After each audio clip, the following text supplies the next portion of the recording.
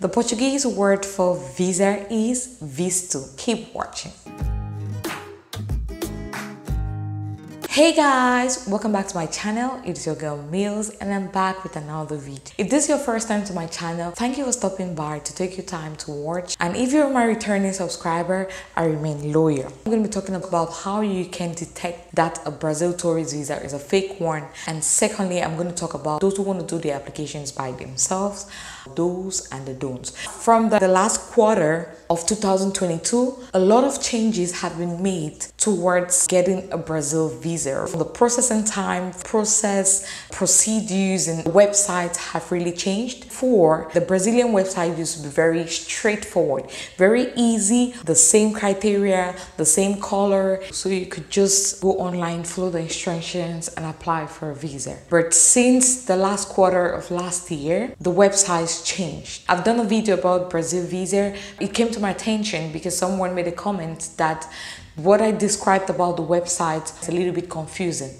So when I clicked on the website online, I saw that a lot of things have changed. Now they have one central system. All the embassies are now logged in to one central system. Most of the different websites are very confusing, so it's difficult for you to get information, what to do, the requirements, and that is where many people nowadays are using agents to do this application for them. Since they don't go in person, this is where the problem lies, because you don't know if the visa that you get is going to be a real visa or it's going to be a fake visa. Due to the recent happenings of people getting fake visas, I spent the last few days to really do a strong research about this, to know how you can know that the visa is fake if you didn't apply in person. I'm just going to tell you the different red flags, all right? So if this happens, you should know that it's going to the direction of getting a fake visa. Now, the Brazilian tourist visa is a sticker. It's not an electronic visa. So there are three different stages now.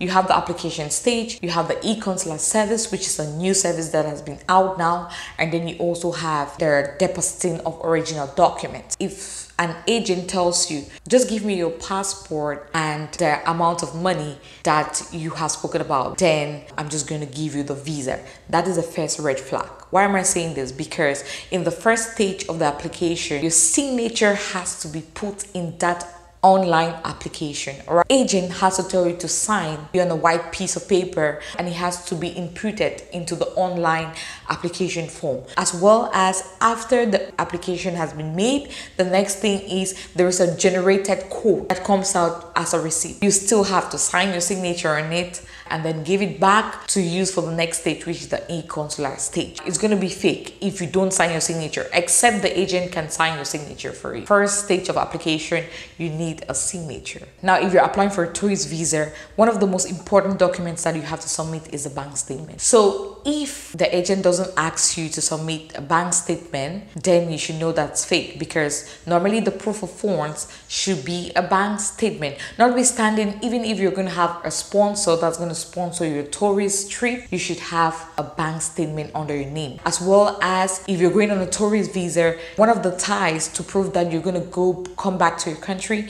is a letter of employment if you're being employed. So you need a letter of employment, you need a leave letter, or if you're not employed, you're a student, you'll be needing a letter from your university to show that you're going to be on break. Or if you're a business person, you need to show documents to show that you're a business person. So if that is not also asked from you, a red flag. If an agent is applying, he or she is going to go as a third person. If he or she is going to go as a third person, you won't be able to know if the person submitted or not. That's why I always advise people to go in person, because when you go in person, you are very sure that you did that application. You will need that application form receipt, because on it you have a retrieval code and you have your application number, and with that retrieval code you can just go online to the normal website and then you just put that code, you put your last name, you put your date of birth, and you can track your application online. You can ask for your application code, or you ask the agent to take a photo to show that your visa has been approved, because there it shows like sent, under review, approved, and ready for delivery. And then another thing is you need to check as well with the embassies, because some embassies will require some nationalities to come in person. All right, so if it is there that you have to come in person but you don't know that you're supposed to be there in person, and then the agent will just take money from you, that I'm going to put visa, that is also another red flag. So those are the main things that are red flags to when you want to apply for visa. This is a thing that will make you to be sure that this visa is fake or not. Okay, so this part will require me to show you, right? So that is my visa that I got the very first time in 2019 when I applied for a visa. And I checked this visa and the ones that I've seen online and the ones that I have had with me, and I checked it thoroughly, and I know how to know that a visa is fake. What people do is the fake people, they clone this visa. Right? They're able to do everything, the Brazilian stuff there. They're able to put all this in place. There's even a seal on this Brazilian visa that when you flip through it like this, it's going to show Brazil, Brazil, Brazil. But I'm going to show you how you can know that this visa is fake. It's this point by the blue stamp. So if you look closer to it there's a small writing. This writing states the visa fee. Also very important to check with the website and check with your country how much the visa fee is. Normally, the visa fee is being paid in the country where the Brazilian embassy is. So for example, if you're in Thailand, somebody has to be in Thailand to pay for that visa fee. I cannot be in the US and you're in Thailand and somebody from the US pays for your visa fee. It's impossible. This visa fee is what keeps everything. That's what I discovered. Now, the first thing you want to look at the country where the visa was issued. Here on my visa, it shows Thailand. The visa fee amount is in the currency of the country where you applied in. I'll just give you an example. Here, my visa is Thailand. So if you look under here, you're going to see it's 3,200 Thai baht. It is in the currency of the country. If you're from India, then it's going to be Indian rupee. If you're from Kenya, it's going to be Kenyan shilling. If you're from Nigeria, it's going to be Nigerian naira. If you're from Cameroon, then it's going to be in francs CFA. If you're from whichever country that you're from, the visa fee is the local currency of the country. It is only in 1 or 2 countries that I've seen, like for example from Turkey, where the visa fee is in dollars. That is it. Now it's from Cameroon, it should be in Cameroon francs, there 56,000. If it's in naira, it should be 40. So you have to check there. If you see the money in dollars, it should be coming from the US. So you want to also check the visa fee on the website of the country, right? So if you're not sure, if the website is very complicated, just go online and say visa fee for Brazil embassy in Turkey, and the amount is going to be there. So if it's in dollars, therefore that visa fee is going to be dollars. If it's in francs, then it's going to be francs, and so on. I hope this is going to help someone out there to apply for a tourist visa using an agent. The next phase is about the do's and the don'ts for applying for a Brazil visa. I'm going to talk about the most important things that you want to do now, because a lot of things have changed: processing time, the application, the requirements, the websites, and so on. All right, so the first thing I'm going to talk about is the processing time. You need to be aware of the processing time. So if you want to travel to Brazil, make sure you start your application 4 months to the intended date of travel, because there are a lot of things that will entail, a lot of documents that you have to do, and there are 3 different stages for your application. All right, the first stage is applying online, the second stage is using the e-consular service, and the third stage is for you to go in to submit the hard documents. All right, Brazil visa takes even longer. Before it used to take like they always write on the website like 1 week, 2 weeks, and so on, 3 weeks, but it takes a longer time. And also you have to take note of the nationalities. Some nationalities will take even longer. Some nationalities need to be there in person, so you also have to check from the website. So you want to apply about 4 months to your intended date of travel. The second thing is their listing, the requirements. You need to double check, because there are some basic requirements that you need to apply for tourist visa, but in some countries they will need additional documents. So you also want to double check. If you can't find it on the website, try to reach the embassy, call them and ask them to tell you the documents that they need. They're always available. If you send them email, they respond to you, or you just call them directly and you give them your email, they're going to send the documents that you need. In some different countries, maybe they'll be wanting a police clearance or criminal record certificate. In some other countries, they'll be wanting a health insurance. In some other countries, maybe they'll be needing another manual form apart from the online form. In some countries, maybe they'll be needing the COVID vaccine. In some other countries, maybe they'll be needing the yellow fever card and so on. The next thing is the residency and the passport. It's always written there that your passport needs to be like at least 6 months. It should have at least 6 months of validity, right? And it should have like at least a 1 blank space for the visa, right? So it is always good to make sure. And if you're living in another country which is not your country of origin, you should have a resident permit. And also your resident permit should have a longer time. It should have at least 4 to 6 months validity. If you're a student as well, you should make sure that your study time is still like 6 months or so. The next one is the e-consular service. Many people don't know about this e-consular service.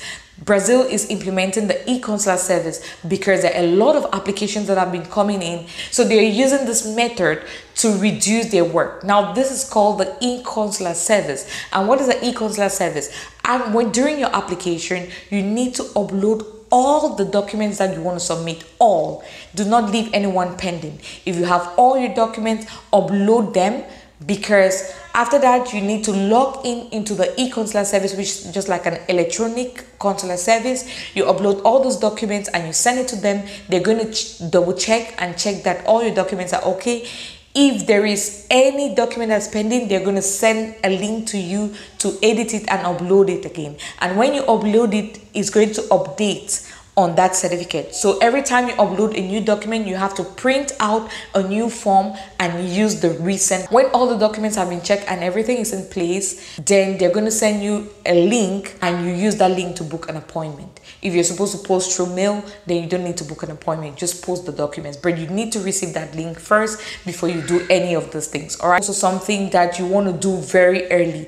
For example, if you're going to receive an invitation, it is very good for you to just do the application online electronically after you receive the invitation. While you're waiting on the hard copy to get to you, you have already applied online so that the consular should check. By the time it gets to you, the consular must have already checked. You can just go or you do your application.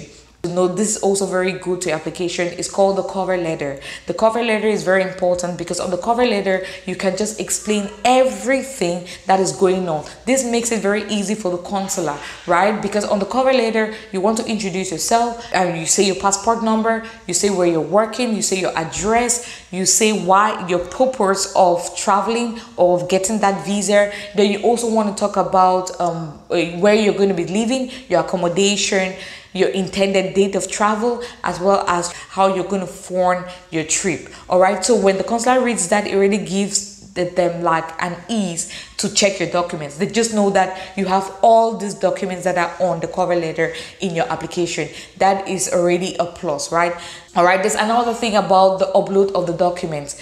You need to make sure that when you are getting your documents, for me, I always like to put it in PDF form. All right, you need to make sure that all those documents that you submit, no matter how they are, it should be in 5.2 MB. Most of the times people have a lot of pages for their bank statements. It takes a lot of space, so you need to make sure that you actually compress all of this. I'm going to make another video to show you how you can compress documents, how you can change documents from photo to PDF, and how you can convert back from PDF, how you can compress documents, how you can merge PDFs and so on, because you'll be needing them for this application. Another thing, you want to make sure that all your documents are in place. You put them in the folder. You can write them down, write the list of documents that you need, and when you upload each one, you just put a tick, because if you waste time, so much time, the application is going to go off. And for you to start it all over, you'll be needing the retrieval code to sign in, and also there's something called the capture.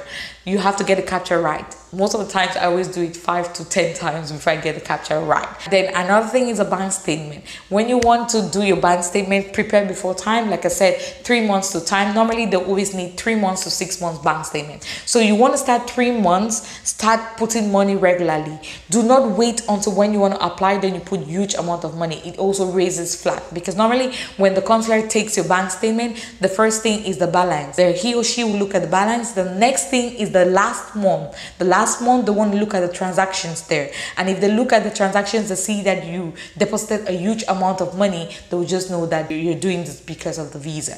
All right, so you want to make sure that there's inflow and outflow, but it should be regular. If you're taking out $1 million, you should take out million on regular basis, right? Maybe you can put money, take it out, put money, take it out, to just show that you can apply for the visa alone. But many people want to save the stress because of all this, the way the website and everything is going on the processing time. People want to save out the stress of applying by themselves. That's why they look for agents. There's a video that I made about Brazil visa. You can follow that and just know that the websites have been updated, right? So it's not the same as the one I spoke in the video. And I can't even retrieve, I don't have a picture of the old website. I would have shown you how the old website looked like and how the new one looks like. So that is it about my video. If you have any further questions that you want to ask, you can leave it in the comment section below. If you're new to my channel and you're watching my video until now, thank you very much. But please don't forget to like, share, subscribe,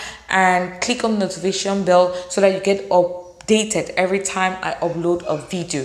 If you're a returning subscriber, again, I say I'm loyal. Thank you for watching this video in that same light. Ciao.